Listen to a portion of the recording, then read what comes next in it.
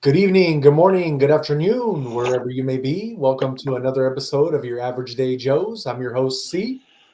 And Jay, what's up? What's going on, everybody? Hope everybody's doing good on this Wednesday. Happy Wednesday, Ow. everyone.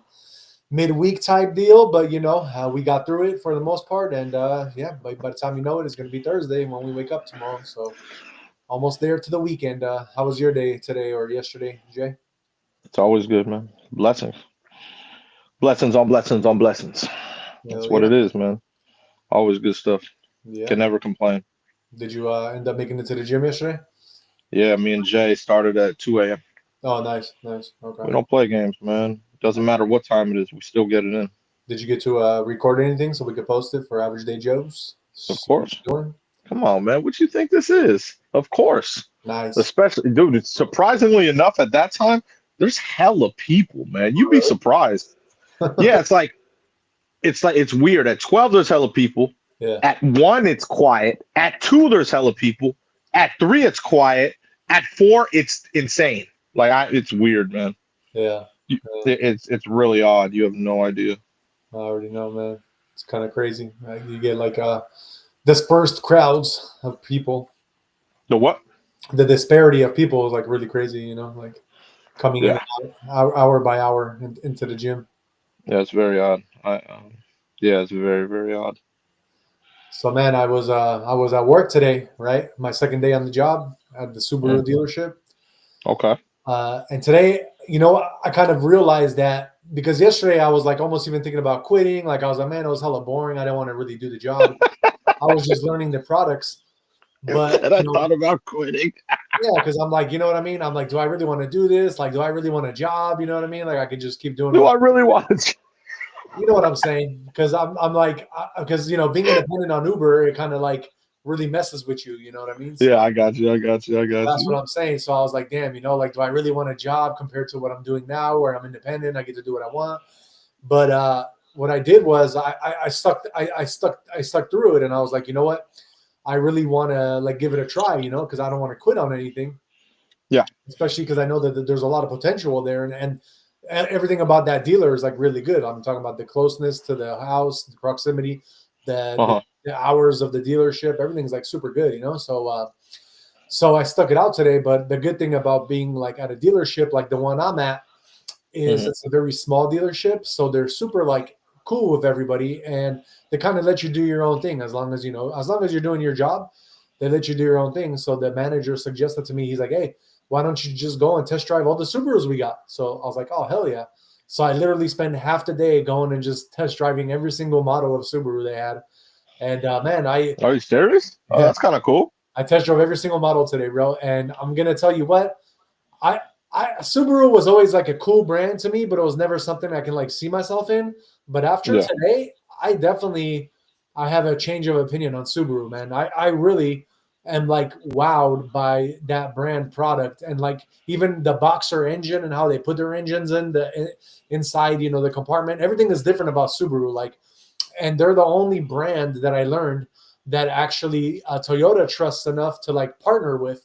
So like the Solterra, which is the EV, the Subaru that's EV, they are made in partnership with Toyota, as well as the BRZ, the little like sports car they got, Yeah, they partnered with Toyota on that one too. And on Toyota's line, it's called the Toyota 86, but for Subaru, it's called the BRZ. But man, I was really liking the cars. My favorite one out of all the models that I got to drive would be the Legacy. I don't know if you ever got to see a Legacy, what it looks like. Legacy. It almost Subaru looks like. Is it I think I know what it is. It's a 4-door sedan. Like it looks like almost like a BMW type car. Yeah, I seen that. I know. I remember that one. Yeah, I remember that one. Super comfy, and man, they got them in 6 cylinders. Like I think from like 22 and below, they got them in 6 cylinders. So I would definitely go for one of those. The 4-cylinder one was a little bit underpowered, but I tried a 6-cylinder before, and the 6-cylinder ones are definitely like some of the best ones, for Legacy.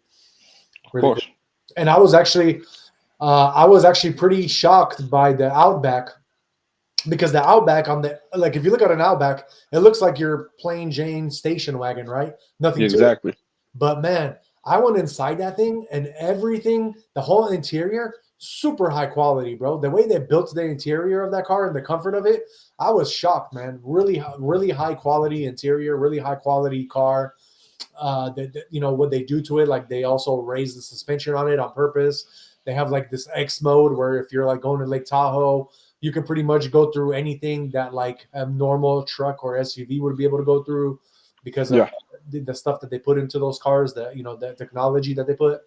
So yeah, I was really shocked by how good of a brand I'm actually working for and I'm able to represent. You know, really kind of made me That's happy. cool. That's always a good thing, man. Yeah, definitely. You gotta wanna you can't just you have to want to represent what you're repping, you know? Exactly. I totally understand that, you know what I mean? I don't just affiliate with just anyone. Exactly. You know what I mean? And you know that you know how they have their name brand, you know how it's like a picture of like 7 stars? Yeah. Yeah, so they actually took that from like from the cosmos. Like there's an actual like planet alignment there that they took it from, because their Subaru, the origin of Subaru, it was a I think like a steel production like company or something, and then they started branching out. So now they have like 7 different branches of Subaru, and one of them is the car like making business, you know. But so that's where they got the whole logo from, is like they got the 7 stars, and it's all actually comes, there's an actual, I forgot the name of the like planet system that it's in, but it's an actual like from the cosmos. They actually took this from there, you know. So it's pretty cool, man. I really enjoyed like getting to know a little bit more about Subaru today, and now that I work there, I'm actually like, I feel like I said, I can represent them a lot better by just knowing these few things that I know now, you know. Yeah, of course. And one fun fact before we move on is that Subaru is actually the safest brand out of all the brands. Like it'll beat out BMW, Mercedes. They have more safety technology and better crash ratings than any other brand out there, bro. I don't know. That's tough to comprehend. Yeah. I don't own a Subaru, so I don't know. I mean, how can something be more safer than like my Hummer? I mean, Like I'm that talking thing's about a like tank. crash ratings, because your Hummer is really high off the ground, so it has more of a chance to flip and cause serious. Oh, you mean flip? Oh, okay. I thought you meant like if someone crashed into me. Exactly. Like if someone crashed into me, I'm like, hey, bro. Yeah, they would hit your tire and bounce off of you. That's what I'm saying. That's what that's what I mean. So it'd be like, oh, okay. Yeah, that's a different story, you know. Okay. But yeah, You mean flipping over? Okay, that makes sense. Exactly. Because like all the Subarus, like they don't have like, you know, huge SUVs like the Hummer, so everything is kind of kept to a very low clearance, like very low on the ground. But they do on certain, like the Outback and on certain models, they'll raise the suspension because they want it to be a higher clearance, because, you know, Subarus are known for like the ruggedness. They're all 4-wheel drive for the most part, minus BRZ, you know. So they're definitely like they try to portray that outdoorsman type of you know, of customer, you know. I get it. And bro, I think my manager today, he kind of found out that I'm kind of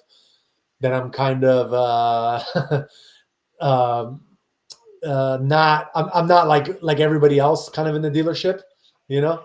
I don't know. What do you mean? Basically what he told me today was like, yo, don't ever come in here and try to sell somebody wearing MAGA, because you ain't gonna get the sale. What do you mean sell somebody wearing MAGA? I don't get it. Meaning that pretty much all Subaru buyers, or like 90% of Subaru buyers are, especially in California, they're going to be like, they're not going to be supporting, you know, Trump or Elon in any way. You know what I mean? So if you're representing that as you're trying to like make money and work there, it's a whole different story. Oh, okay. Got it. It made me laugh, because usually the manager wouldn't say that to you, because that could be like grounds for discrimination. Like some people could take, like, you know, It makes sense though. Yeah. He's just trying to help you out to make some money. No, exactly. And he straight up, like, he made sure like there was nobody else around, and he straight up just told me that, meaning like he kind of understood what I represent and what I'm about, you know. So that was kind of cool. Okay. Yeah. I'll take that. Definitely.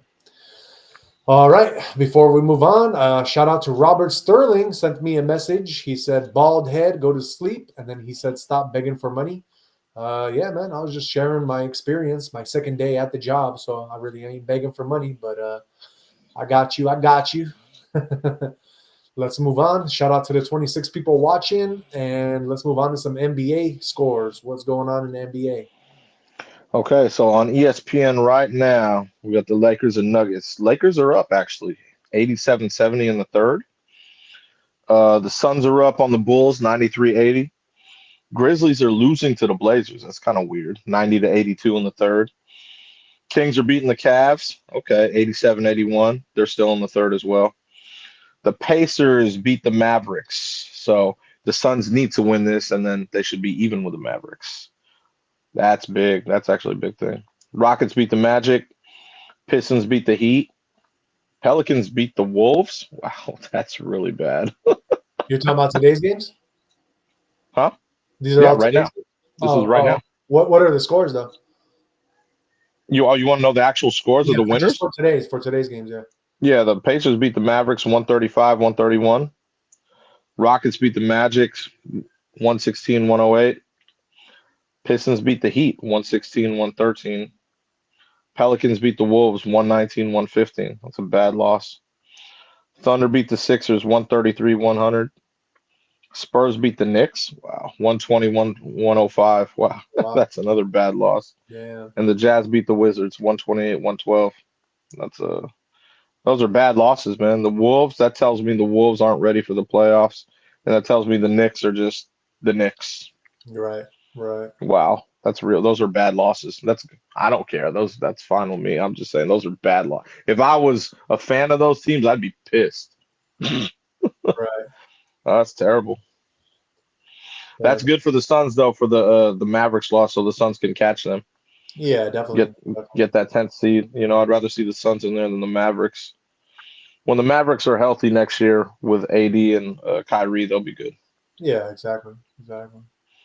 Yeah, takes 1 year because they lost a lot of good. They lost their two most important players. Yeah, two big dogs are out. Exactly, man. Yep. That's never a good thing. Exactly. And what about yesterday's games? You want to just also Clippers? The Clippers they whooped up the Cavs. That's a helpful thing. The Dubs they beat the Bucks. That was cool. Celtics beat the Nets, and the Hawks beat the Hornets. Those were all very easy games to call. Yeah. Very cool. Yeah. So. And what about tomorrow? Any notable games? Let's see. Tomorrow, Bucks and Lakers. That should be a good one. Nice. And then you got I'll go Raptors Warriors. The Warriors should win that one though. Yeah. Those are pretty much the two games that I would watch. Oh, okay. Those will be good games. Yeah. So Lakers and Warriors, some Cali teams, huh? Yeah, exactly. You know what I mean? Well, they're playing for position, so it's good. Good to have them there. Playing for position is very important. Yeah, exactly. You know what I mean? And then that's not the only games we have. We have the tournament, to get in, March Madness. Yeah. So Xavier and Texas played Battle of the 11s for the Midwest region. Xavier beat Texas, so there's no Texas in the tournament. All my Texas fans are probably all pissed off right now. They take that to the heart, man. They're really good about it in football, college football, and college basketball. Yeah, definitely. So when they lose, they get very upset. Yeah. So Xavier beat Texas, and then Mount St. Mary's beat American, so they're the 16th seed in the East region. Okay. So yeah, so now we got the tourney set. So who's Xavier gonna play, and who's St. Mary's gonna play next? Let's see. They should have updated it right now since those ended. So Mount St. Mary's will play Duke. Duke. Oh, good luck with that. That's gonna be a tough. Good luck with that. Duke is favored by 38 points. Sorry, 32. 30. Imagine that, a 32-point spread. Damn. Wow. Yeah, they're about to get smacked. Okay, so and then who was the other squad I said? Xavier and Xavier. Xavier plays Illinois. So that should be that will actually be a lot closer than what people think. That's an 11-6 matchup. That should be that's not too that should be a good game. Definitely. Xavier and Illinois. That should be a good game. But the Mount St. Mary's, that's they got to play Duke. Obviously, Duke got, Cooper Flag is hurt. Their star is hurt, but they're still going to, Mount St. Mary's, I don't think they have a chance to beat Duke. Definitely. But yeah, the tourney starts tomorrow, so that'll be cool. Hell yeah, bro. That'll be good, man. NCAA tourney. It's always nice when you got all the games on. Right. It's always a good feeling. So yeah, man. Shout out to Cyber Guy _VR. He sent us a message as well. He says, "Get a life." Very nice. Thank you. I love it, bro. I fucking love that shit. We got the night crowd in. I love it. And what's up with free agency? You got some news for that? Let's see. Of course we do, man. I heard the Raiders picked up a couple people too. So who? The Raiders picked up a couple people, but I didn't see who they picked up. I just kind of read some headlines that they picked up a couple people. Yeah. My the thing with the free agency, it's on the other phone right now. Oh, but I could tell you, I know it was I'm pretty sure it was the Pats picked up. I forgot his name. It was the Patriots and the Lions. They picked up 2 people. Yeah, let me tell you right now. It's actually on my other phone. So let's see. I'll tell you. Well, obviously they got the Chase on one. You know what I mean. But they got Miles Battle. That's who the Patriots have picked up. He's a cornerback. Oh, okay. That'll help out the backfield. So that's going to be good. And a tight end, Jack Westover. And then the Lions had picked up. Let's see. I'll tell you right now.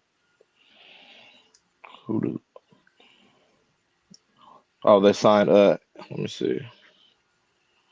Roy Lopez. That's who it was. Former nose tackle.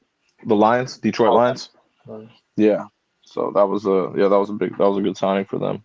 They want to ensure that line. You know what I mean? Gotcha. Yeah, it's very important.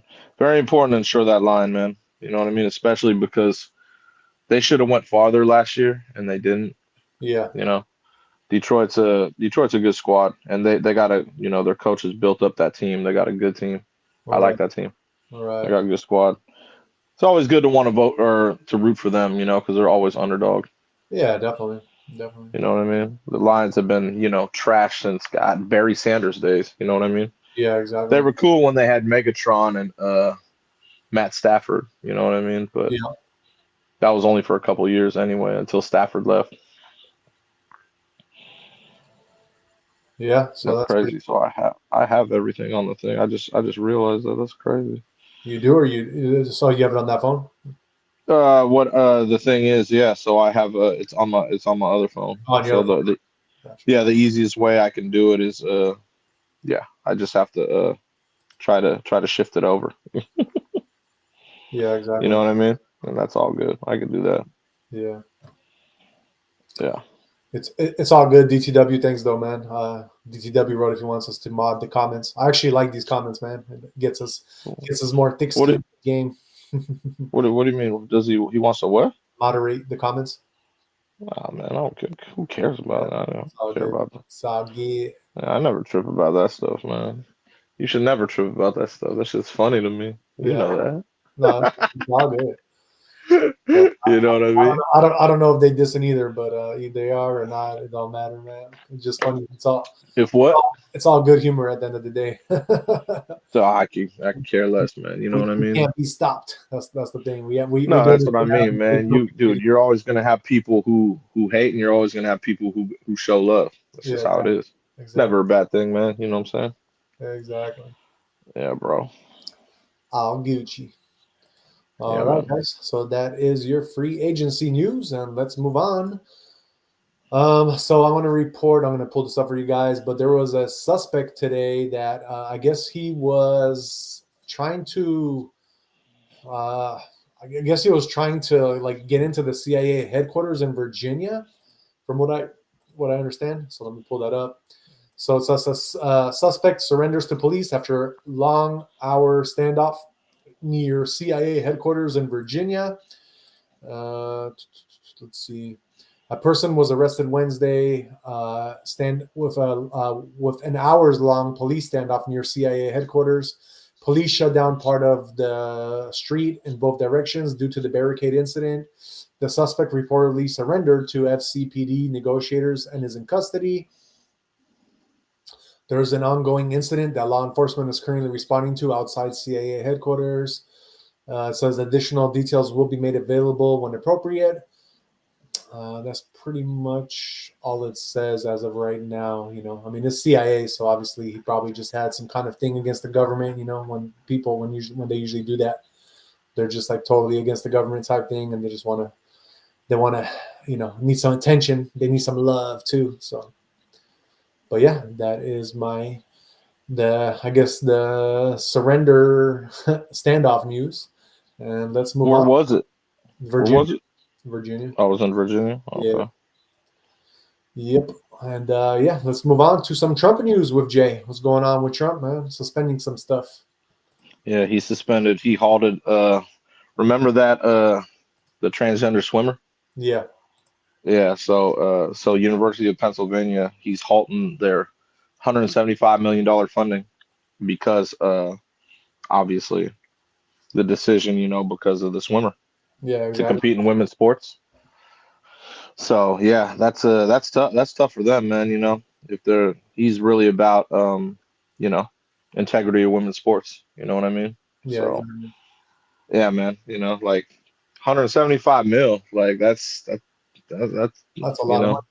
that's what I'm saying. That's some serious cash there, man. So they're gonna have to really hey, we understand where you're coming from, but you're gonna have to, you know what I mean? Yeah, exactly. It's really not that hard to figure that one out. You know what I mean? Right. Like, come on, man. Like, that's just, yeah, to me, that's just crazy to me, man. You know what I mean? Like, dude, that's a lot. That's a lot of cash. So Yeah. are they saying anything like once that they resolve that whole, thing, that they'll give them the money back, or how is it, like, indefinitely, or what are they doing?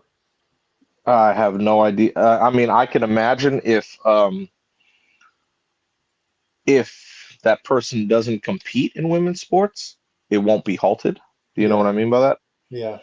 So, I mean, yeah, I don't really understand it. Like, it's really very like, okay, like you're gonna give up your funding for this person. I don't know. It's very Yeah. weird to me. Exactly. It's very odd to me. You know what I mean? Like, you know, uh,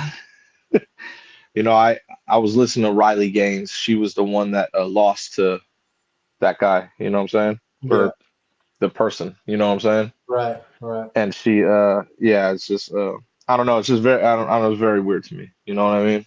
Yeah. And Definitely. just when I listen to a lot of things that she says about it, I'm just like, it makes sense. You know what I mean? Especially when it comes to women's sports. Yeah. You want women to compete in women's sports. Exactly. I Exactly. don't know if that's like, I don't understand why that's very hard to understand, but it's all good. We get in there, I, brother. We get in there. yeah, Or it should be not too hard to understand anymore. yeah, it's just tough. I mean, if President Trump is going along the lines of halting 175 million, you'd think you'd want to say something Right. like, bro, like, okay, we got it, we got your point, but our funding is halted now. Can we please move on? Exactly. Like, Exactly. man, like I don't know, man. It's just weird to me, dude. I It's don't just know. very odd to me. That's crazy. 175. Right? I mean, I could understand if we're talking $17,000. Okay, you know what? I get it, but we're talking 175 million, dude. This is not. That's not a little amount of change. That's Yeah. a lot. You Right. can do a lot with that, especially for a school, bro. You know what I mean? Like, I don't know, man. Exactly. It's I mean, weird. I guess This some is people weird try to to me, make a man. statement, so. $175 or 175 million? Come on, Dollars. man. Like, you get what I'm saying, right? I get it. I get it. We got, 175 bucks. Hey, cool. Hey, you know what? Statement. Cool. I know. But And we come got, on, man. DTW saying, "Go Trump." Yes, sir. Let's go Trump.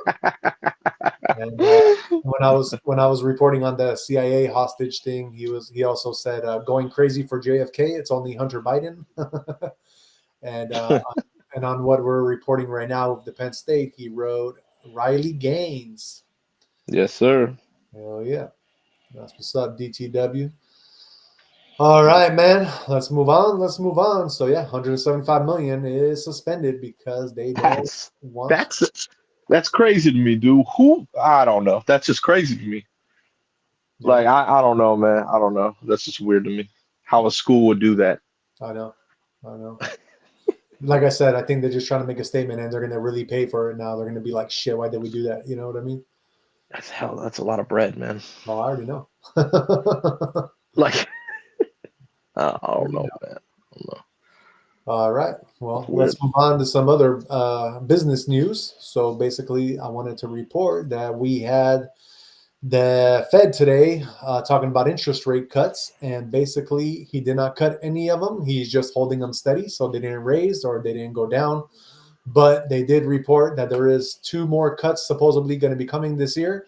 So that is good news for the Wall Street and for crypto, because that means that they will probably rebound a little bit and start doing better once those rate cuts do come into place. It says here that the Federal Reserve is a closely watched decision Wednesday, held the line on benchmark interest rates through still indicated that reductions are likely later in the year. Faced with pressing concerns over the impact tariffs will have on a slowing economy, the rate setting Federal Open Market Committee kept its key borrowing rate targeted in a range between 4.25 and 4.50, where it has been since December. Markets have been pricing in virtually zero chance of a move at this week's 2-day policy meeting. Along with the decision, officials updated their rate and economic projections for this year and through 2027 and altered the pace at which they are reducing bond holdings. Despite the uncertain impact of President Donald Trump's tariffs, as well as an ambitious fiscal policy of tax breaks and deregulation, officials said they still see another half percentage point of rate cuts through 2025. The Fed prefers to move in quarter percentage point increments, so that would mean two reductions this year. Investors took encouragement that further cuts could be ahead, with the Dow Jones Industrial Average rising more than 400 points following the decision. However, in a news conference, Federal Reserve Chair Jerome Powell said the central bank would be comfortable keeping interest rates elevated if conditions warranted it. If the economy remains strong and inflation does not continue to move sustainably towards 2%, we can maintain policy restraint for longer, he said. If the labor market were to weaken unexpectedly or inflation were to fall more quickly than anticipated, we can ease policy accordingly. So that's kind of what they're saying. But yeah, because of that news, the stock market rose pretty heavily today, like by what they just said, 400%. So yeah, that's really good news, guys, because that means crypto is going to follow 400 points. But crypto is going to follow as well if it hasn't already. I haven't checked the prices of that yet. But yeah, that's really good news, and shout out to them for doing that. The one thing though, if that kind of they don't even know sometimes what they're talking about, because like if you're gonna when you cut the rates, you're stimulating the economy. So if they're talking about the tariffs and they're worried that the tariffs are going to slow down the economy, then the thing that would be best for the economy is to actually lower rates now. Don't keep them steady.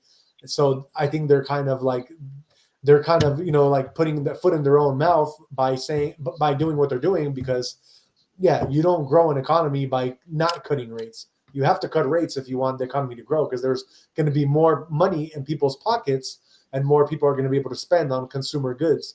So that's the one thing I kind of don't agree with what they're saying, because they're kind of, you know what I mean? It's like a wish-wash thing. They're not really saying the truth. But it is what it is. And let's move on to some Elon Musk news. What's going on with Elon Musk? Well, he plans to have humans set foot on Mars by 2029. So that's his plan. And then obviously that's not the end goal, but he wants to have 1 million people there settled by about 2045. That's about 20 years from now. Okay. I think that's a realistic goal. You know what I mean? Definitely. Like we should definitely be there in the next couple of years. This is true. We'll be in the space station for sure, and then Mars, have a human set foot on it. I believe he's got us locked in for that. So. I mean, I just read some news yesterday that he said he's about to send some robots to Mars first. And make sure. Well, that's what I mean. Yeah, that's what I mean. Yeah, I thought it was going to be like, because people have already tried to sign up for this stuff. You know what I mean? Yeah, exactly. So that's what I mean. It'll be easy to get 1 million people there in 20 years. But yeah, you got to, obviously, he's going to have, robots, like you said, first. That makes a lot of sense.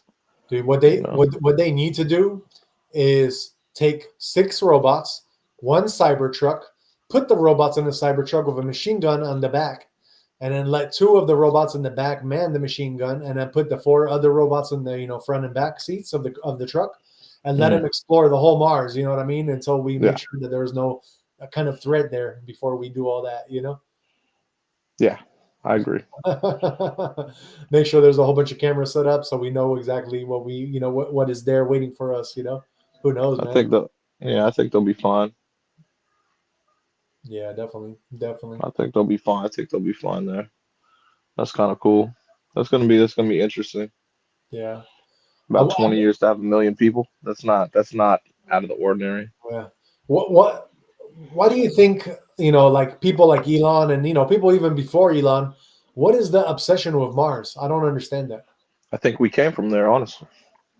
So It's a but you think conspiracy that's what? theory that it's a conspiracy theory that I've heard Billy Carson talk about, and he's like, we originated from there and migrated here because of the whole battle. There was actually another planet, I believe he mentioned, that blew up. That was in between here.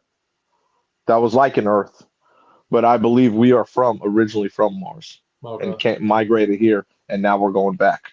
I got you. I actually agree with that theory a lot, just because of everything they've showed from Mars. Yeah. And researching it, obviously it's from nuclear war. Yeah. That's what I'm saying. You know what I mean? Yeah, definitely. So it would make sense if you nuked everything there and then you came here. You could see history repeat itself, and then boom, we're going back there. Yeah. You know what I mean? Do you think it's kind of like do you think maybe they have that technology like they showed in Total Recall, where they like turned it on and it made oxygen on Mars? Remember that part? I don't know if it's quite like that. I don't think so. So when they set foot on Mars, it's going to be like, yeah. Do you remember The Martian, that movie? Yeah. They're going to have to be in like the domes, bubbles first, and then you're going to have to get acclimated to it. I wonder if they have that kind of technology that they can use, though, where they can put like some kind of nuclear, reactors or something that will be able to produce oxygen for everybody on that planet. Like, I'm not sure. Yeah, I don't know, but they're a lot more ahead than what we that's what I'm saying. I mean, if they did this movie in the 80s portraying stuff like that, then they must already have something like that available. They have they'll probably have something similar, but not to that extent. Yeah. That was a good movie too, by the way. That was a great movie. I just want to see that 3-boobied girl, bro. How fun would that be, huh? Oh, gee, you a funny dude, bro. That's great. You know how they made their remake? In their remake, I don't think they didn't remake that part of the. See, Arnold, man, that's classic, man. The stuff that he be doing, because they don't when they remake stuff, they held some stuff out of from the original. I don't know, man. I didn't see the remake with Colin Farrell, right? I didn't see it. Yeah. Like, how do you remake the Arnold one? I didn't want to see. That's what I mean. Like, when you remake something like that's classic, like the Arnold one, I don't want to see the new one. I know. Like, that's just no, man. I didn't want to see the one called. I like Colin Farrell too, but I was like, nah, I'm cool, man. So it makes sense that they didn't put that. That's iconic. That chick. Yeah. That's what I'm saying. I mean, can you imagine like a Kim K with 3 boobs on Mars that we can, like, you know what I mean? Talk to? Like, come on, man. He said a Kim K with 3 boobs. You funny, bro. That's hella funny. That's because we talked about Kim K on yesterday's episode for all you that missed it. Yeah, for sure. You already know, man. Winning life. The winning life. All right. Yes, sir. Well, my last report for you guys is that since the Wall Street did surge because of the Fed is not going to raise rates, then crypto also surged. But we have in particular one crypto, and I know, Jay, you are going to be super happy when I mention this crypto. I saw it. Oh, you did? Okay. So let me pull that up for everybody who didn't Yes, see it. Mr. Girlinghouse, right? Yep. So basically, XRP surges after Ripple CEO Brad Garlinghouse says SEC Yeah. is dropping its lawsuit against the company. Yep. The price of XRP was last higher by 10% at 249 again. It's been almost 4 years and about 3 months since the SEC originally sued us. Certainly a painful journey in lots of ways. Garlinghouse said at the Digital Assets Summit in New York on Wednesday morning, I really deeply believed that we were going to be on the right side of the law and on the right side of history. The system just feels broken, that we had to fight this fight for the industry, and you had an SEC attacking the industry, particularly the Ripple case, he continued. There were no victims. There were no investor loss. They were just not acting in good faith. In 2020, the SEC sued Ripple for breaching U.S. securities law by selling XRP without first registering it with the agency. The company scored a partial victory in 2023 when U.S. District Judge Annalisa Torres handed down the decision, which was hailed as a landmark win for the crypto industry. Still, while XRP at that point was not considered a security when sold to retail investors on exchanges, it was considered an unregistered security offering if sold to institutional investors. The development comes as the SEC moves quickly to reverse much of the damage in the crypto industry left by the Biden administration. Last month, the agency ended its enforcement case against Coinbase, closed its investigation into Robinhood's crypto unit, Uniswap, Gemini, and Consensus with no enforcement action, scaled back its crypto enforcement unit, and declared meme coins are not securities. This week, the newly formed SEC Crypto Task Force will kick off a roundtable series focused on defining the security status of digital assets. XRP was created by founders of Ripple in 2012. It is a native token of the open source XRP ledger, with Ripple uses in its cross-border payments business, about 95% of which takes place outside the US. Ripple is the largest holder of XRP coins, and it says the coin was the biggest beneficiary of the post-election Trump trade. It is up more than 385% since then and up 18% this year. And saying all that, I actually want to go back to our boy DTW and post this one more time, and that's "Let's Go Trump," because he's the one making all this. You know what I mean? Gotta love it. Yeah, definitely. But yeah, man, that's really good news for XRP. Oh yeah, when the crypto, I got a lot of that. Yeah, I got a lot of that. Yeah, and what's funny was I even got my mom to invest in XRP a couple months ago. So she's probably, I don't even think she knows, but I'm gonna have to mention this to her because I'm just reading this right now since I got back from the Subaru dealership, because I'm trying to beg everybody for money so they can come to my dealership and buy Subarus off me. But yeah, that's neither here nor there. That's funny. All right, guys. Well, let's move on and see what is Jay's movie of the day. What are you watching, Jay? Oh, so I mean, I try to go with the trends, and Classic. today Classics. is Bruce Willis's birthday, Oh, so I had to go with a classic, bro. Yeah, it was Kurt Russell the other day, Bruce Willis today, man, another legend. That's one of my favorite. So I know you know what I'm watching. I know you know what I'm watching. Oh, Die Hard, brother. With a vengeance. It's my favorite Die Hard, like my favorite one. Mine Oh, too. dude, without a doubt, this one is just classic, dude, all time. I'll say this one and the Christmas one, because the Christmas one is like they play it every Christmas now. Of course. Yeah, I get you with that one. Yeah. But this one was my favorite one. No, definitely. I mean, the action and the way they set this one up, definitely the best one. I loved. Yeah, I love how they were playing like cat and mouse, and they basically were setting them up so they couldn't solve the stuff. Like, oh, I loved it, man. About that one. My favorite Die Hard one right here, bro. Exactly. Without a doubt. And that was so screwed up, and like some of the parts that they put in this movie, they couldn't do that in today's age. Like putting Bruce Willis in the sign. Yeah, with the sign on. Like, they can't do in the middle of Harlem, bro. Oh, bro. I know. That was a crazy man. That was when I seen that, bro, I was like, no, they didn't. And on top of that, they had Samuel L. Jackson in it. I love it. That, Well, remember he helped him. Definitely. Let him know you're from Bellevue. Exactly. No, he got all his screws ate. Oh, I It was great, dude. Oh man, this is one of the best movies, bro. One of my favorites. And we got Alyssa in the chat saying, "Happy 70th, Bruce Willis." Yeah, man, he's a boss, dude. He was one of the people I mentioned in my my 80s actors. He's one of them, bro. He's a legend. Always been one of my favorite actors. That's what I mean. He's a pure legend, bro. Like he's had some of my favorite movies. Like I got once we get into that segment, I got the best underrated movie of Bruce Willis that I know you've never seen, and I know you're gonna come on, man. You tripping? I seen all Bruce Willis's movies. I'm telling you, you're gonna be like, I did not see that movie. And I'm gonna be like, I saw it. I already know. Unless it's a new one. If it's a newer one, I'll give you that. I'll be like, I ain't seen it. No, it's not a newer one. It's not a newer one. But it's so under the radar, bro, that I don't know. I'm telling you, I don't think anybody's seen it besides me. Okay.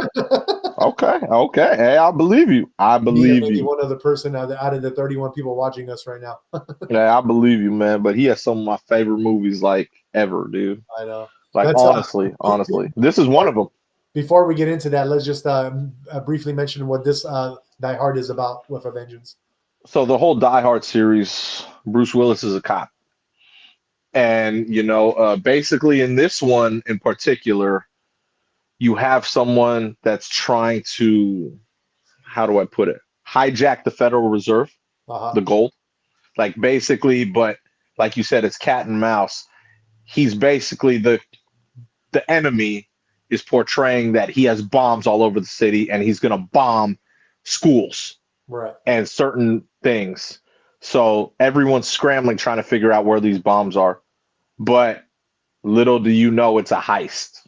Yeah. And Bruce Willis is there and obviously, cop, and he has to figure this stuff out.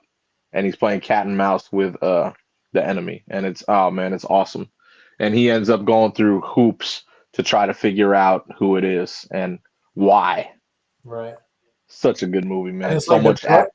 And it's like the brother from the very first one, right? Like the brother of the very first. So yeah, exactly. So the brother played it well, like it was revenge, but like it was, I don't even want to give too much away. If you haven't seen this, you need to watch it. Like that's Die Hard with a Vengeance. With a Vengeance. Like that's you have to 3. Is that 3? Yeah. Okay. 3.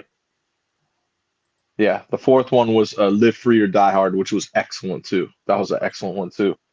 Yeah, that was a little more the more new age one. That was the one that had to do with like a lot of the computers and like hacking. Remember? Yeah, I've seen that one. I definitely seen that. Yeah, that's a great one too. It's funny. This whole series is excellent. It's funny how each one it always like comes down to like his daughter and the wife, like always something gets screwed up there. Always. Definitely. Yeah, so exactly, man. If you this is the only one that doesn't involve them. Yeah, exactly. Well, that's why I like it. Oh, really? I could have sworn. Yeah, remember at the end. Yeah, at the end a little bit. At the end, well, because he was like, he told Samuel L. Jackson, about his situation, and he was laughing at him. Remember? Yeah. And he's like, "Hey, you lost the bet. All right, I'll call." Right. Oh, yeah. And then, but he didn't get to say anything. Why? Because he saw the pill bottle. He's like, "Oh, and then he left her on hold. Oh, I know. That was crazy.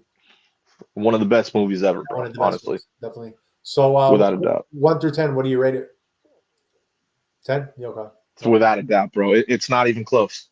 You can't not give this movie a 10. Yeah, I'll give it a 10 myself too. It's not even close, bro. I'll give that one a 10, and I'll give the Christmas one, the first one, a 9.9. They're that close, but 9.9 because that was the first one. It's become a Christmas cult classic. So I got you. I definitely would. But that's what I mean. This series is just excellent. The Die Hard series. Definitely. It's just an excellent series, man. You can't. It's classic. Exactly. You know what I mean? Like there's no like in this one especially. There's not one bad part. I know. Like you know what I mean? Not one part where I'll be like no.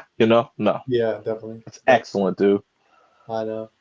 Like every part of the movie, even when they hijack a car and there's a gold bar on the back. Yeah, exactly. And it can only go a certain amount of speed, remember? Yeah. No, it was funny. She was great, dude. She was great. So let's ask. This is gonna be a hard thing to do because me and you both love Bruce Willis. But if you had to pick, what would be your favorite movie of his? And not Die Hard, right? I got two. I got two in my head. Yeah, I got two in my head.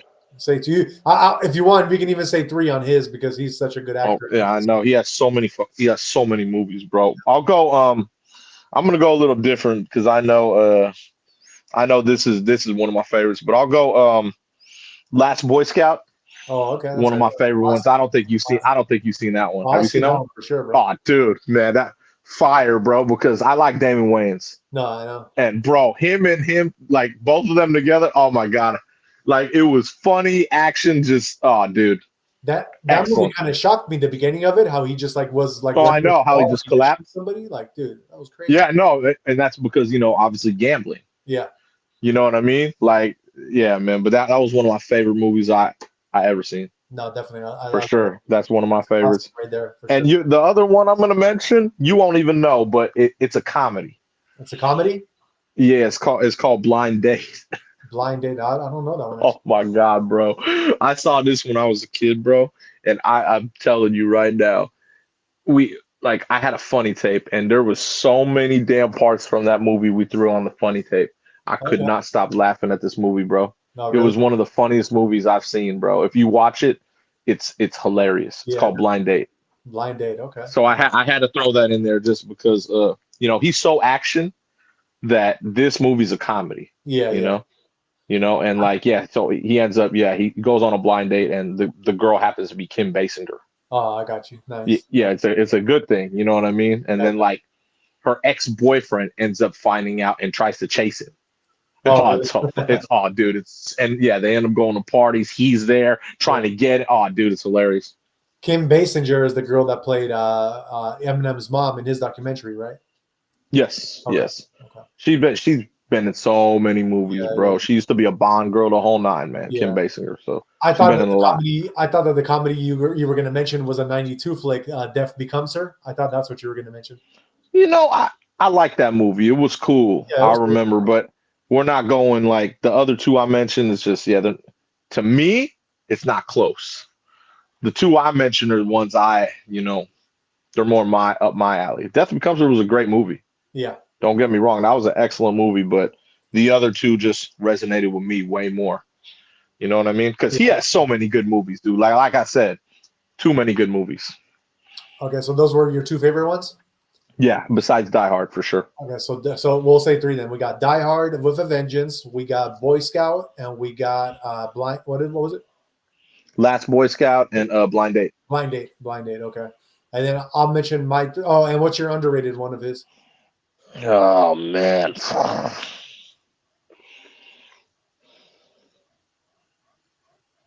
Probably, I'll go. Just because he had a smaller part. Pulp Fiction. Underrated Pulp Fiction. Yeah, because he had a small part in Pulp Fiction. He wasn't like that small, bro. It wasn't that small. Well, I mean, you think that was like when you think of Pulp Fiction, do you think of Bruce Willis? I do actually, yeah, I do personally because that's one of my favorite movies. That was going to be one of the ones I mentioned as my favorite. Oh well, you should mention that as your favorite. To me, okay. I won't mention. Pretend I didn't even say anything. We'll go 12 Monkeys. Okay, I can say that one because even I think it was popular, but it's a '95 flick, so I think a lot of the new guys didn't see that one. Well, of course, but that's what I mean. Like, he had I think he had a bigger role in that than Pulp Fiction. But I'll go 12 Monkeys. Yeah, this is a great movie. Pulp Fiction, he had a decent part in it just because I feel. Yeah, but it wasn't like a huge part. It was like, he right there rolling up with the motorcycle. You know what I mean? Yeah, okay, I'm gonna do this in the hotel room. You know what I'm saying? Like, he didn't have a major role. But the way that they made Pulp Fiction is because they had so many actors in that movie that were great actors that it felt like they really gave each and every actor almost like just a certain like time slot of parts. It wasn't like yeah. You know what I'm saying? Like John Travolta, like he had a decent part, but then you had Samuel L. Jackson who had decent parts, but then they had huge parts. they did, but it was but each character had his time. It wasn't like, you know what I mean? So and it kept going from one character to the other character. Yeah. So each character, like even if it didn't look like they had a big part, they actually at the end of one, because it was a really long movie. So it actually did. It actually equaled out to them having a pretty decent part, and all of them did. You know. Yeah, of course. But the two you mentioned, I feel like they were the main people in it. Yeah. You know, besides Uma Thurman, like, you know, like you said, John Travolta, Samuel L. Jackson. I feel like they were like the main people. Yeah, definitely. I definitely, but I mean, the whole movie was also because that movie was just one of those movies where like you had so many different plots going on and everybody's trying to get hers, but like you had like Bruce Willis with his girlfriend trying to get out of there because of the bet thing, you know what I mean? Because he was a boxer, you know. So he definitely. But that's one of your we know this is one of your favorites. That's why I didn't mention it. I didn't say. Yeah. Hey, did you? This is a fun fact also. So the very first Die Hard in '88. You know that the cover of that like title is like the World Trade Center kind of getting blown up. Yeah, that's kind of crazy, huh? That's in '88. Yeah, I know. Yeah, but you know, it didn't take place in New York, right? No, it was LA, but it was just kind of funny. Yeah. You know? Oh, okay. Yeah. I just want. Yeah. I just want. Yeah. Exactly. And And we got Alyssa. Before I do my parts of Bruce Willis movies, I'm gonna say Alyssa's chiming in on her movies. So we're gonna say Alyssa's saying Armageddon and Fifth Element. And those are good. Those are good. Definitely. Damn, those are like the 2000s. Yeah. Exactly. I remember both of those movies. And I forgot about Fifth Element. That's right. Yeah. No, Fifth Element. That's a great movie. I loved it. Yeah. That I remember. Wasn't Chris Tucker played that funny part in that movie? Yeah. He was like a drag. Yeah, exactly. Who was it? Was Mila Jovovich, right? She was the one. The redheaded. That's who it was. Yeah. Okay. That was a great movie. And then we got Alyssa saying I brought up Death Becomes Her with Goldie Hawn before, so Goldie Hawn. I mean, she means Hawn with Goldie Hawn before, so she does know about that movie as well. All right, so let me. I'm gonna tell you guys my favorite movies. So Jay did mention Pulp Fiction, so that was one of them. But since he had three, I'm gonna say the other two as well. So Pulp Fiction #1 for sure. #2, favorite movie of mine, which it's so tough because, like I said, he has so many great movies. But I'm gonna mention. This is a tough one. I'm gonna. You know what? I'm gonna go with. Split. I'm gonna go with Split as #2. Split. Have you seen that one? I'm trying to think. Is that with what's his name? That's with what's his name? It's like a really great movie with I think his name is James McAvey. Okay, yeah. Okay, that is the movie. Yeah. Okay. And they have I do remember that. Anya Taylor-Joy. Yeah, I do remember that one. Okay. Yeah, that's a newer one. It's somewhat of a newer one. Somewhat of a newer one. It's a well, you know what I mean, like for Bruce Willis. Yeah, for Bruce Willis. Yeah. Okay. Yeah. Yeah. So I do know that one. I'll mention that one just because there was a really great movie with him in it. That was solid. That was a solid movie. Very solid. I loved it because of you had to really follow it. It was very dramatic. Obviously. Yeah, really had to follow it, you know. Yeah, that's a good one. So I'll say that one. And my third favorite of his, also very tough. I'm gonna have to give it a 50-50 on two of them because there's two of them that I'm like really liking of his, and that one would be The Jackal from '97 with him and Richard Gere. That's a good one. That one, and I can also mention Surrogates in 2009. Oh, I forgot about Surrogates. That's right. He was in that. Yeah. Dude, this guy's catalog is crazy. I know. He has so many movies that you forget about. I forgot about that. I know. I even forgot about Jackal. That's right. He was in that. Jackal, yeah, that was a great one. And then my underrated movie that I know you never seen,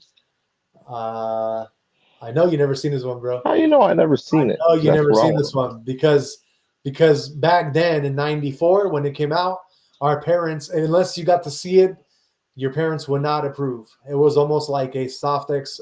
It was like a I already know what movie you're gonna mention. See, I already know this. damn. Okay, I well maybe saw it's it. because it's a guy thing. No, I've seen it. I already know which one you're gonna say too, because Okay. I remember the chick in it. Oh man. Okay. Do you know? Yeah, You remember her name? exactly. Thank you. Do you remember her name? No, I don't. Okay. I remember what she looked like. Yeah. Okay. She was skinny and brunette. So me and you in '94 were just on the same page.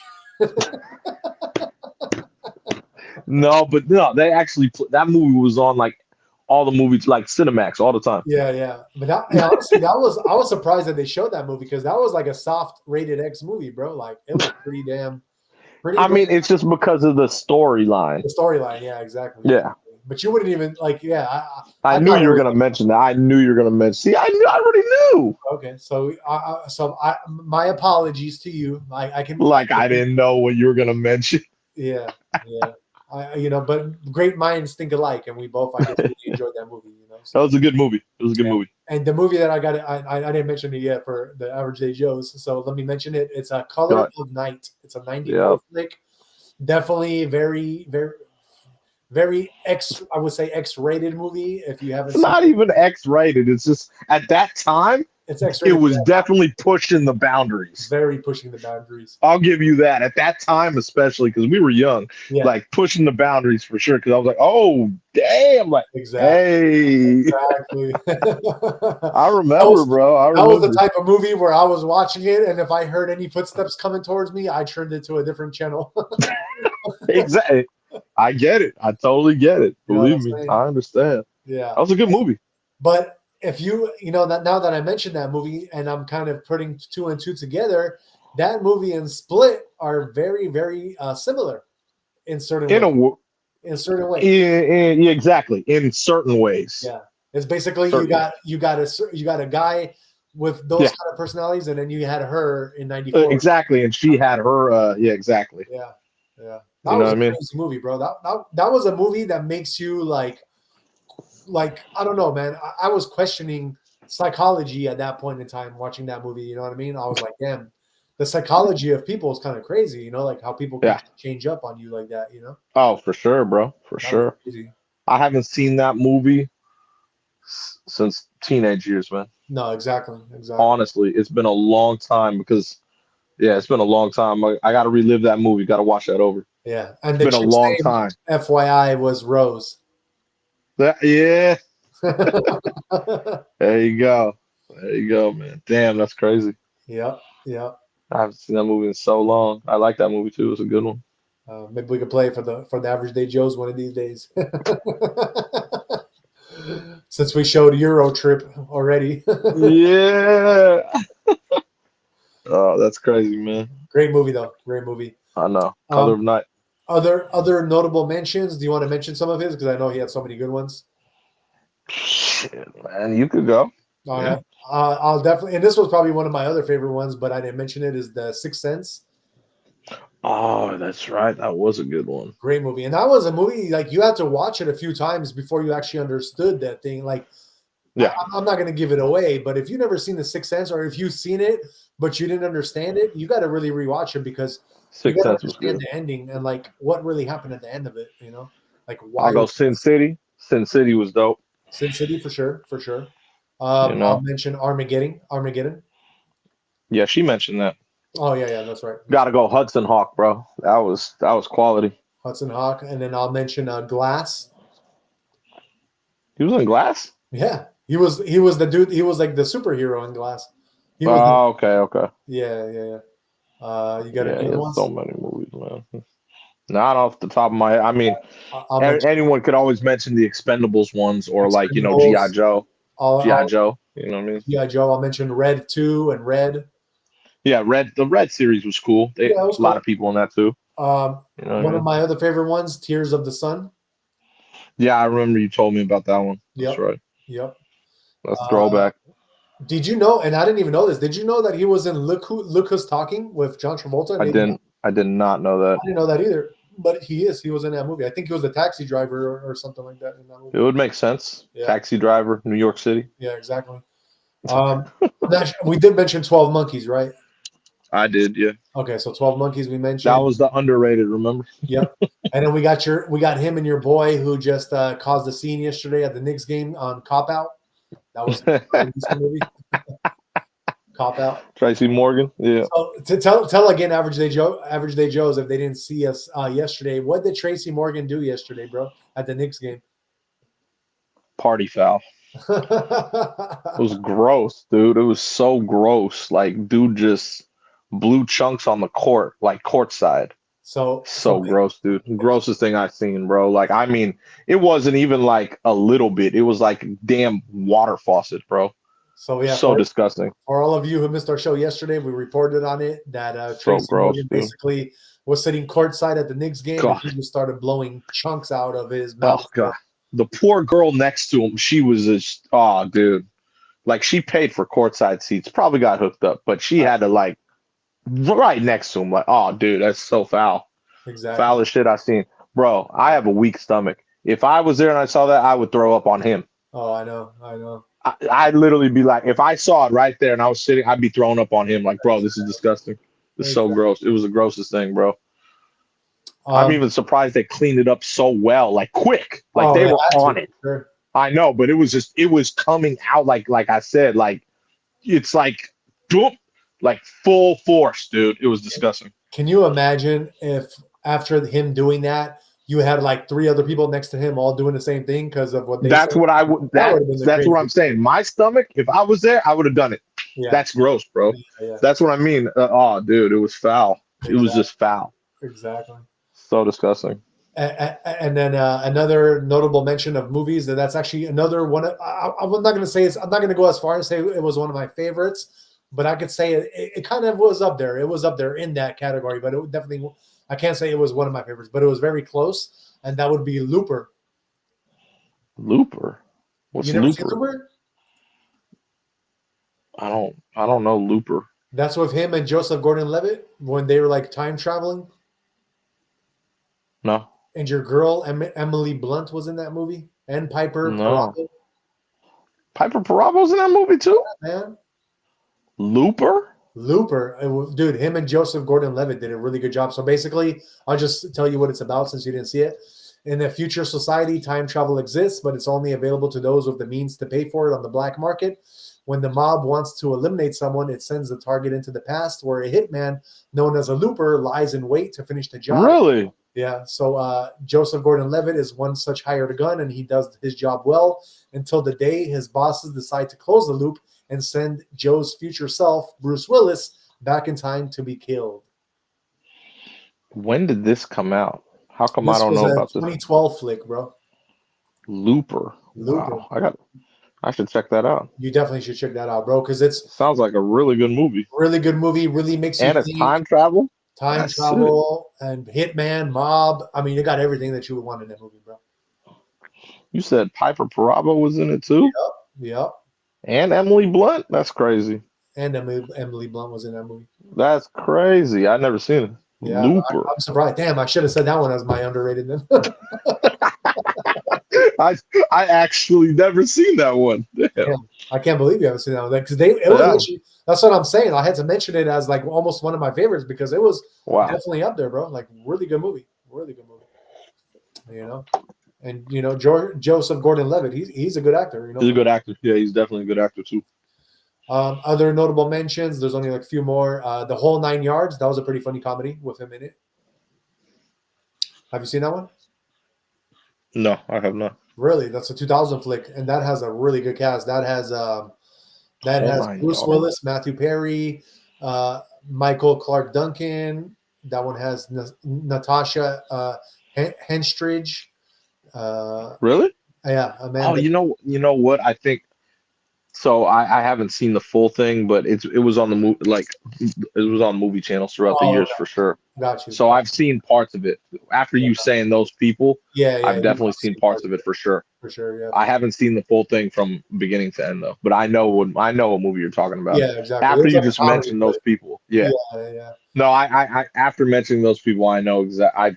Okay. I can't even tell you the plot, but I've seen some of it. Got you. For sure. And the last one I'm going to mention of his that I really liked was 16 Blocks. I don't know that one. You don't know? Oh, you would like that one too. It's almost like I can kind of relate it to one of the 16 Blocks. to like a Die Hard type movie of his, you know. Okay. And you got I want to check out this Looper one that you were talking about. Looper for sure, but 16 Blocks, you got Mos Def in that one too. Mos Def is in it? Yeah, bro. He's one of the main characters. He's basically being protected by Bruce Willis. Oh wow. Okay. Yeah. And they got to That's go. dope. They got to go like 16 blocks. It's pretty crazy. So I'll read that one to you real quick too. It says so. Of course, like Die Hard, boozy and world-weary NYD detective Bruce Willis draws a routine assignment to transport trial witness Mos Def to the courthouse by 10 a.m. The task quickly becomes a deadly game of cat and mouse when some of the Jack's fellow officers arrive to kill Eddie or Mos Def. Oh wow, okay. So that he cannot testify against them. Jack seeks a way to redeem his wasted life by protecting Eddie from the would-be assassins. You know. Yeah, it sounds like a good one actually. Good one. It's definitely like a lower budget one. It wasn't like one that not like Live Hard action, but or Die Hard. I mean, not Live Hard, Die Hard, but definitely, but definitely, it's up there. It's up there. You know. Yeah, of course. Have you seen his movie Disney the Kid? I never seen that one. I don't know if I should mention it or not. Which one? Disney's The Kid. The Kid. No. Okay, so I definitely think it was a big movie, but I don't remember seeing it, so I didn't mention it. And that's about it. You know what? I didn't mention. Did we mention Unbreakable? I don't think we mentioned Unbreakable. No, that's a good one too, though. I do remember that one. I forgot about that one. Unbreakable is a great one. Like I said, dude's catalog is crazy. Yeah. So like I said, man, all the actors in that section when they were too many. Yeah, exactly. And I think Unbreakable and Glass are kind of like a series type thing, or they're very related, you know, in a sense. I could see that actually. Yeah, exactly. Unbreakable was good, man. That was a good movie. Yeah, it was. It was solid. Cool. Well, that is our movie of the day. And sorry we took a little bit longer than usual, but Bruce Willis, especially because he's a legend, bro. He's a legend. Happy 70th birthday, man. Happy 70th to him. And I hope, shout out to, his family and Demi Moore for taking care of him because, he's going through a lot of medical struggles right now.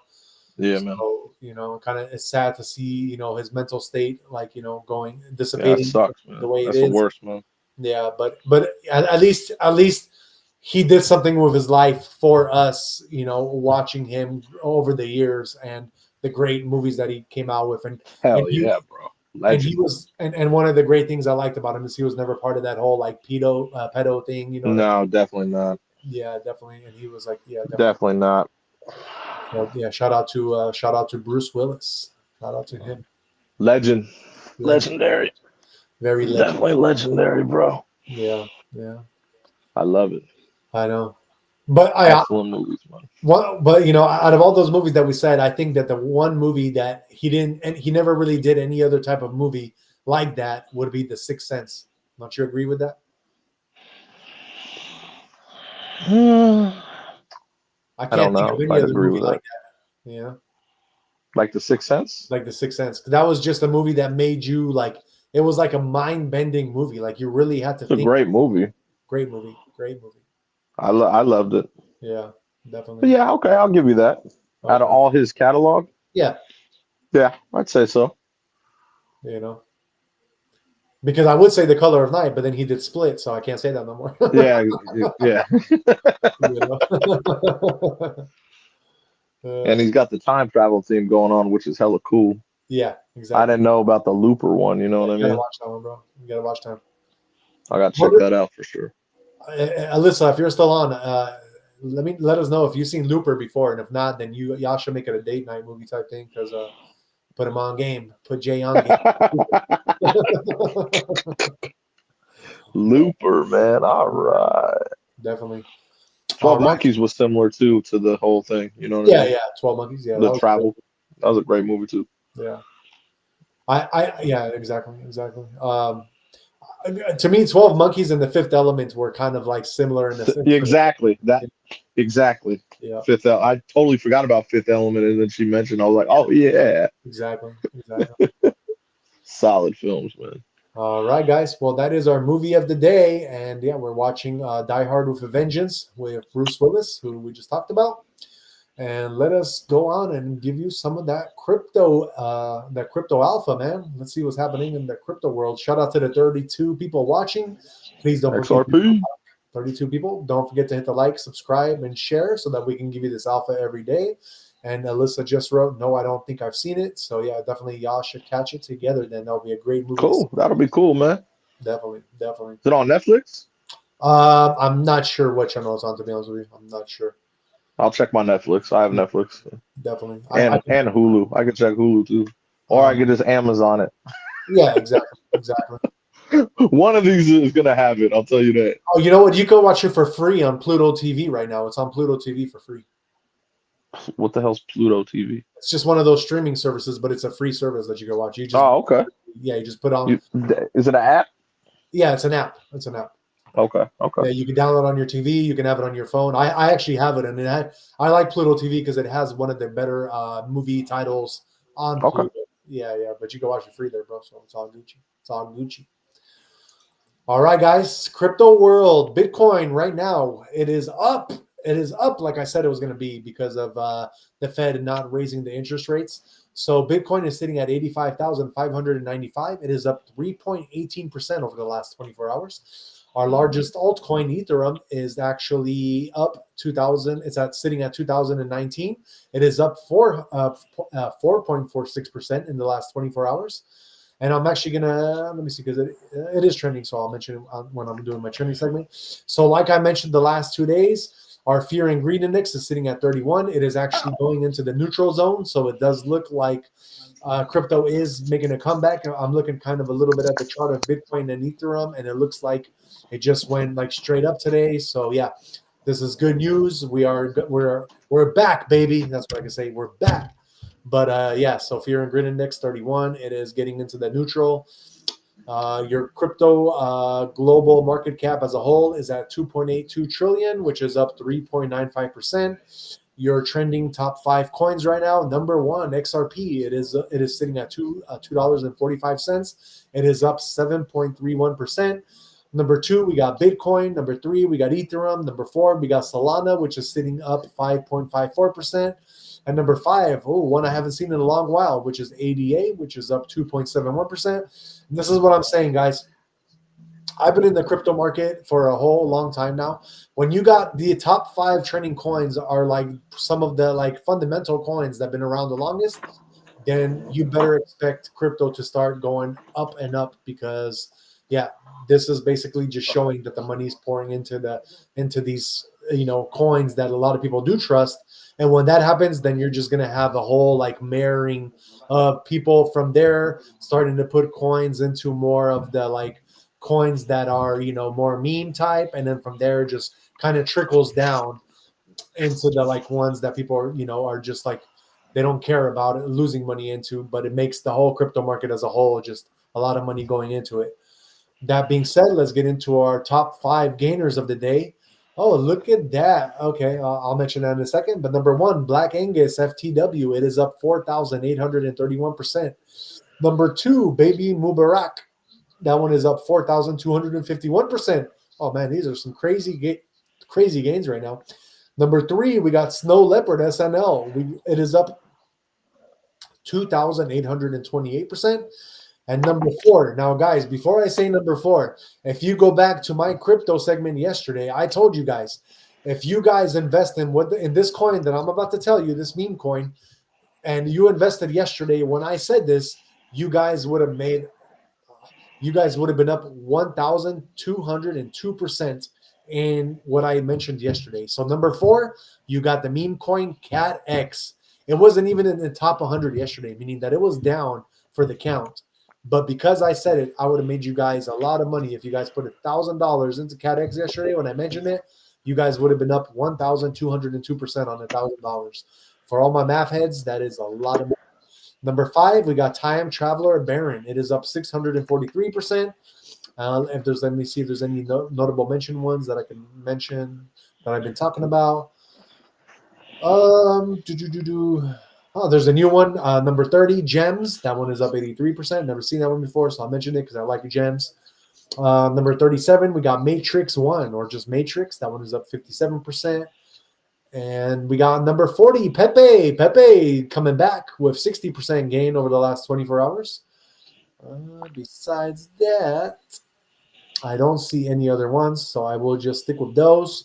So yeah, guys, it's looking good for the crypto world. We are moving on up. I've been kind of reporting that this is going to be happening, and this is just a trickle because people are starting to not care about this whole tariff BS that was going on. Then the Fed is coming out with they're not going to raise any rates, but they're not lowering. But still, because of that, everything is just going up. So yeah, man, get that money, start getting that second job, start investing, and especially in Bitcoin, man. That's digital gold, you know. If you guys invest in just a percentage of Bitcoin right now, just have 1% of Bitcoin, you know what I mean? That's like what, $1,000 or something right now. Just buy that much of Bitcoin and just hold on to it for the next 10 years. Dude, you guys are going to be well off. You guys are going to be set for life. Same with XRP. If any time that right now, if you buy it under $2 or even under $3, I believe XRP is going to be one of those coins where it's going to be super good. Solana has been up during this bull run at $200 or more for the longest. Right now, Solana is a steal, $133. Guys, these are all steal coins, man. They're all steals right now. Get them while they're this cheap still. All right, guys, that's not financial advice. That's just my personal opinion. I got to say that because I don't want somebody trying to sue us later on for losing all their money if they did get into it. Alyssa, by the way, thank you so much for the comment. Armageddon is on FX right now. She is watching it. So, yeah, shout out to her for watching. That's so random.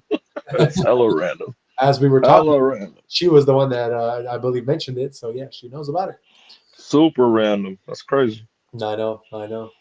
All right, so let's get into tomorrow, March 20th. March 20th, average day highs for your weather. So across the United States. Let me pull up the map on that one for you guys. Hold on one second. Here it is. Okay. Let's share that with you guys. So for tomorrow, if you're trying to go to the coldest spot in the United States, you are going to have to go into, let me see here. Looks like St. Mary or Salt Mary in Michigan, which will be snowing at 31 degrees. But if you're trying to go into the warmest spot, you guys are going to have to enjoy the beaches of Miami at 85 degrees and partly cloudy. Going from West Coast to East Coast, so these are your daily average highs for tomorrow. San Francisco, 61 and hazy. LA, San Diego is going to be partly cloudy at 76. Seattle, you guys are going to be raining at 49. Salt Lake City, cloudy at 46 degrees. Las Vegas, you guys are going to be partly cloudy at 72. Phoenix, you guys are going to be sunny at 81. We got Billings, Montana, windy at 51. Denver, you guys are going to be at 60 degrees and partly cloudy, while Albuquerque, you guys are going to be at 61 degrees, partly cloudy. Kansas City, you guys are going to be at 55 and sunny. Oklahoma City, you guys are going to be partly cloudy at 63. Dallas, you guys are going to be sunny at 67. Houston, you guys are also going to be sunny at 72. While San Antonio, you guys are going to be sunny at 74. Minneapolis, you guys are going to be partly cloudy at 50 degrees. Chicago, you guys are going to be cold tomorrow. Your average day high is only going to reach 43, and it's going to be windy. While Detroit, you guys are going to be at 52 and raining. Cincinnati, you guys will be cloudy at 47. While St. Louis, you guys are going to be partly cloudy at 52. Memphis, partly cloudy at 55, while New Orleans, you guys will be sunny at 66. Tampa Bay tomorrow, 79 and partly cloudy, while Jacksonville, your average day high will be 76 and partly cloudy. Atlanta, you guys are going to be cloudy at 57 only. Charlotte, North Carolina, you guys are going to be partly cloudy at 64. Washington, D.C., you guys is going to be at 71 and raining, while New York City, you guys are going to be at 55 and raining. Buffalo, 56 and raining. And last but not least, your average day high in Boston tomorrow will be 55 and hazy conditions. All right, guys, that is our weather for tomorrow. I know some of you do travel, so, since you are watching us, I definitely want to report the weather for you guys. And That being said, shout out to the 33 people watching. Please don't forget to like, subscribe, and share so we can give you this alpha every day. And now let's get into some of your favorites topic, and that is your guys' horoscopes for tomorrow. That is going to be the horoscopes for March 20th. And let's get into it. We always start off with the first zodiac of the zodiac of the house, and that is Aries, my sign. So tomorrow for Aries, distractions might briefly throw you off track, but a quick meditation will help restore focus. Financial goals are progressing smoothly, keeping money matters in a good place. An office gathering could lead to meaningful conversations that boost your career. A routine family chat presents an opportunity to share your thoughts openly. Taurus, a small technical glitch at work may be frustrating, but staying calm will ensure a smooth resolution. A deep conversation with an elder offers much needed clarity. Smart packing will make travel plans seamless and stress-free. If house hunting, comparing amenities carefully will help in making the best choice. Then we got our Geminis. A strong sense of well-being makes you feel unstoppable tomorrow, while finances remain stable. Keeping an eye on spending is wise. Work productivity is soaring, helping you accomplish more than expected. Excuse me. A family gathering could bring both joyful reunions and minor tensions, so navigating interactions wisely will be beneficial for you, Gemini. Our cancers for tomorrow, a small shift in earnings may require minor financial adjustments. Renting out property could turn into a steady and rewarding income source. Energy levels stay consistent, keeping you motivated throughout the day. Academically, steady progress continues. No major breakthroughs, just consistent learning. Then we got our Leo, which is Jay's sign.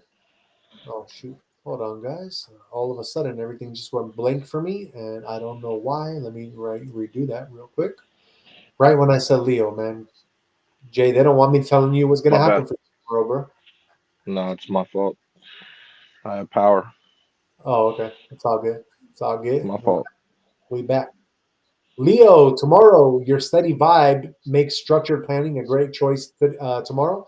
Spotting smart money moves feels effortless, setting you up for future financial gains. Work feels upbeat, allowing you to channel energy into something productive.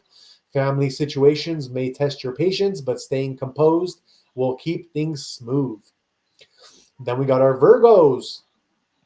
A road trip promises excitement and unfriences. Career shifts may seem tempting, so take time to explore all options carefully. Academically, learning feels deeply rewarding and inspiring. A well calculated financial risk could open new doors, but it's essential to consider all factors. Then we got our Libras. A parent's wise words will leave a lasting impact tomorrow. At work, a well deserved recognition on or promotion may be approaching, so stay prepared. Passive income sources are positively contributing to financial security. A short gateway may offer a quick escape, though it may not be entirely refreshing. Then we got our Scorpios. Your stamina remains high, making physical activities feel rewarding. Clearing past dues is becoming easier as financial stability strengthens. A minor mistake at work may cause frustration, but handling it professionally will reflect well on you.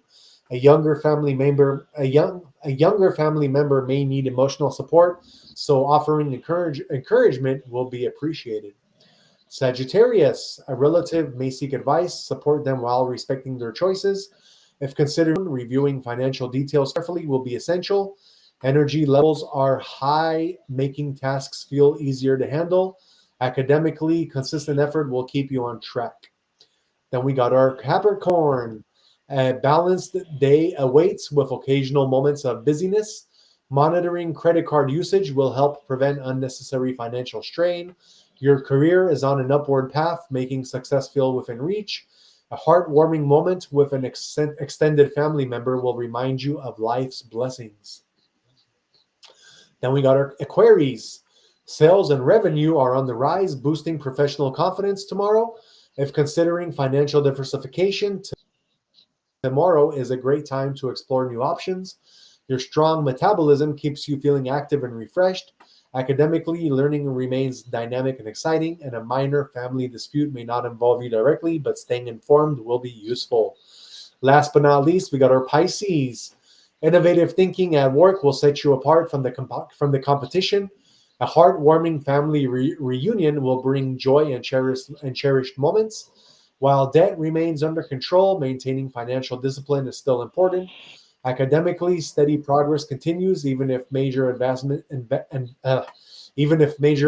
advancements aren't immediately visible. Your mind feels sharp and clear, making tasks more manageable. A short trip may be simple but fulfilling. If considering a property purchase, take time to explore options carefully. All right, guys. Well, that is our horoscopes for tomorrow. Let's move on and let's see real quick. Shout out to the 32 people watching. And yeah, let us move on and let's get into Jay's conspiracy of the day. What is your conspiracy, my brother? I don't know if you could really call it a conspiracy, but I'm gonna be talking about the Shroud of Turin.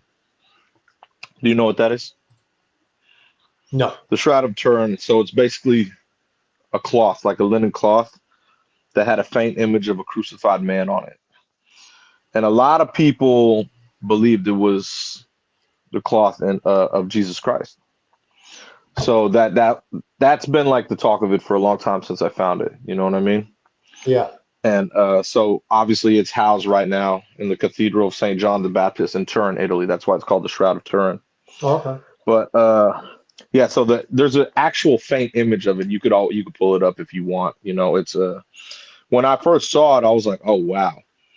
You know, like look at it, and you know, being Catholic and growing up, you have these certain pictures of what you think Jesus Christ looks like. You know what I mean? Yeah. And being able to see this, I was like, damn, I wonder if this is real. You know what I mean? And there was this guy that wanted to prove it. He was an atheist, and he wanted to prove that that's not it. That's not Jesus Christ. And the funny part was he ended up proving that it was actually from Jesus's time, like carbon dating.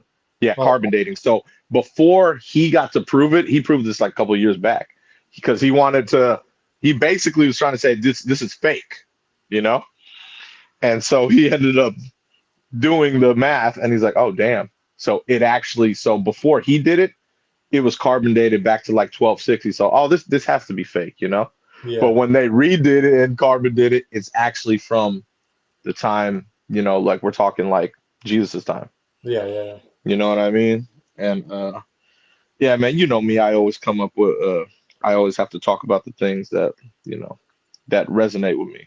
Definitely. You know, so on the actual shroud, you know, like you can basically from this shroud with AI technology and everything, you could see like everything from the bruising to the face, how it even had the marks on the front and the back to match his body from the Roman flagrum that it was hitting him. Right. You know what I mean? You could see the crown of the thorns that was captured, the bruising on the shoulders. It's crazy. Like the whole crucifixion from the wounds from his wrists and feet. Like you could actually see it on this stuff, you know what I mean? Right. On the actual shroud. Right. It's a trip if you actually see it. I don't know if you ever saw this or even researched it. No, but I'm looking at the picture right now. I have it. Yeah, so when I first saw it, I was like, oh damn. And that's what I mean. People thought it was a hoax. You know what I mean? It almost looks like where his third eye would be. The pineal gland, the pineal gland. The pineal gland, yeah. Kind of enlightenment there or something. Like, yeah. Well, the crazy part about this too, the lack of decomposition from this shroud. Like there was not any signs of decay, and no cracks in the blood from this shroud. Oh wow! Like it was basically as if, like this was on Jesus, and then he just vanished. Damn. You know what I mean? Kind of like the story. You know what I mean? Yeah, exactly. The blood matches from the Sudarium of Oviedo by 120 points of congruence. I read that. It's enough to prove that this belongs to a Jewish man. You know what I mean?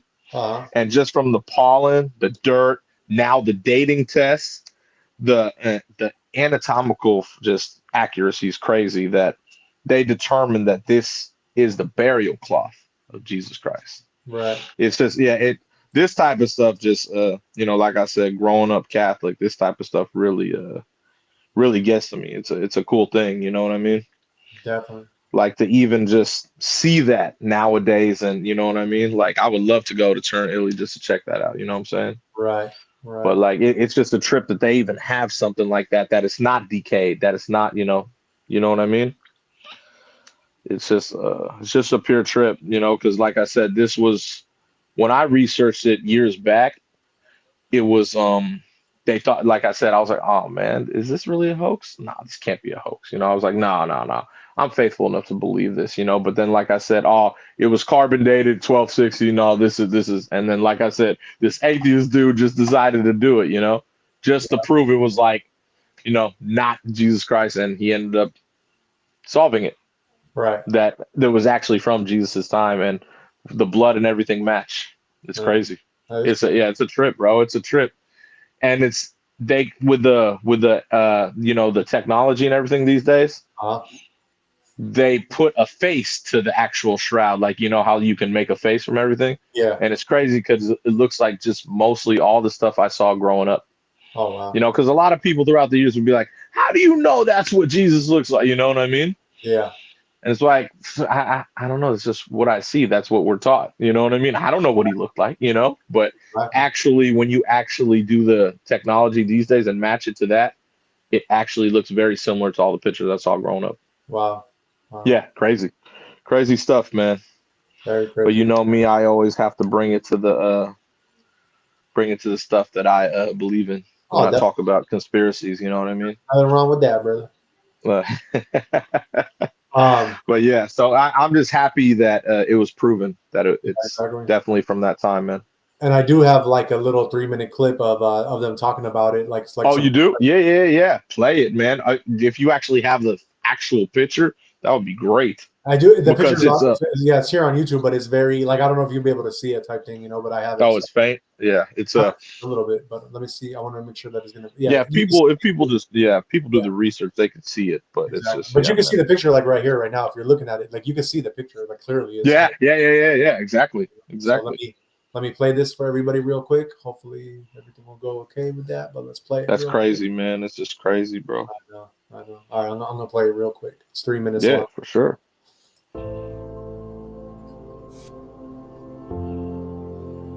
The Museum of the Bible in Washington, D.C. is preparing an exhibit of one of the most beloved and studied objects in human history, the Shroud of Turin. It is the single most studied artifact in all of history.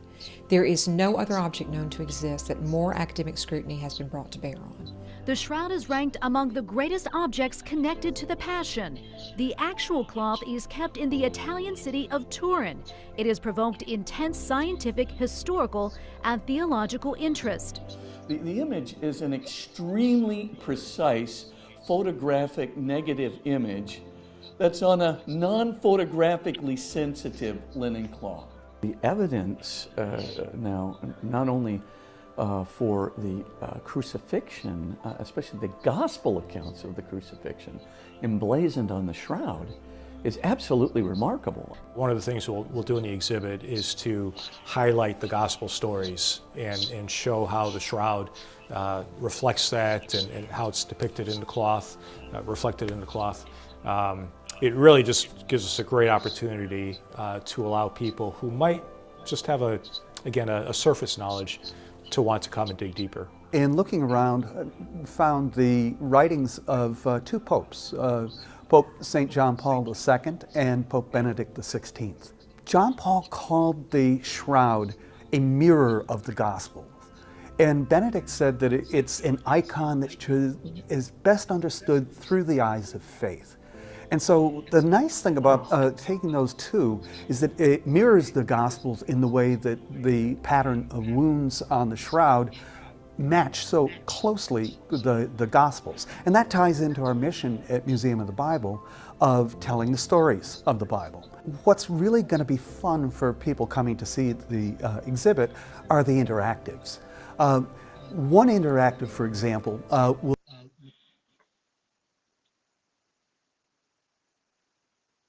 All right, cool. Yeah, he was just promoting the museum afterwards, so I just wanted to Yeah, of course. that. But That was a good one, man. That's good. That's yeah, I gotta obviously there's places I really need to head to in the world. Obviously, that's one of them. definitely. Head there. I got it. Remember, I've done a conspiracy on the Vatican. Got to head to the Vatican. So Exactly. looks like Italy's definitely on the list, but Yeah. you know what I mean. I'll roll with you, bro. We going together. A lot of history for me to see, man. I got a lot of history I got to see out there. I'm Catholic too, man, so it works out for both of us. Oh, I know. That's what I'm saying. It's cool, man. I got to see all this history, man. So I know that Average Day Joes, they don't know this, but it's kind of funny. Funny story, real quick. The private school that Jay went to, it was a Catholic school. I went to that school after my public school to receive my catechism, the program, so it was kind of funny because I was actually going to the same school, but not for the same reasons. That's kind of funny though. It's a trip. I know. That's kind of crazy to think about. It is. And we probably, who knows, we might have served as altar boys together, bro. I definitely did. Because if you were an altar boy and I was an altar boy, and then I was there. You were an altar boy in St. Dustin's, right? Yep. Yeah, me too. We probably That's all what I mean. without even knowing it, bro. I'm sure of it. Oh, I'm sure of it, man. That's so crazy. So crazy. That's a trip. Yeah. All right. Well, that is our show for today. Let's just end it with Jay's final words of wisdom. What are your final words of wisdom, brother? Today, this is going to be... It's a tough one today, man, because obviously we were talking about the Shroud of Turin, you know what I mean? Yeah, exactly. You gotta look within and let Jesus tell you your words of wisdom today. Right. You know what? I'll go with, because I've been listening to this one book, you know what I mean? And in the book, the guy stated that the vast majority around you live in the world without. The more enlightened are intensely interested in the world within. It's the world within, whether it be thoughts, imagery, self-awareness, that makes your world without. I like that quote from one of the books I'm reading. So yeah, it's solid. You know what I mean? You understand that, right? I definitely understand it. Yeah, I definitely. Yeah. It's just more. Yeah, more people are always focused. Yeah, you know what I mean. You got to focus on the world within, like inside. You know what I'm saying? Well, yeah. So you said it better than me last time because I remember I tried to say it, but I said it wrong. So what is the text from the Bible? Oh yeah.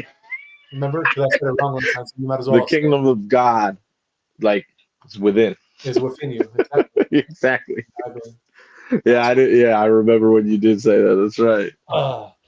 Yeah, that's it's at hand. It's basically at hand. Remember? Yeah, exactly. Yeah, within. Yeah, so the kingdom is within you. Yeah, exactly. Within you, and that's what Jay is saying is you got to look within yourself because then exactly find your true answers that you're looking for. Yep. Because everything external, there's no answer. Like you're not going to be if you're not happy with who you are. It's not there's nothing in the external that's going to make you happy. Everything is internal. Exactly. Look within exactly. So yeah, very good. Thank you, Jay, for that. And I'll just bring up my little couple spiritual quotes to end the show with, and that is, let me see.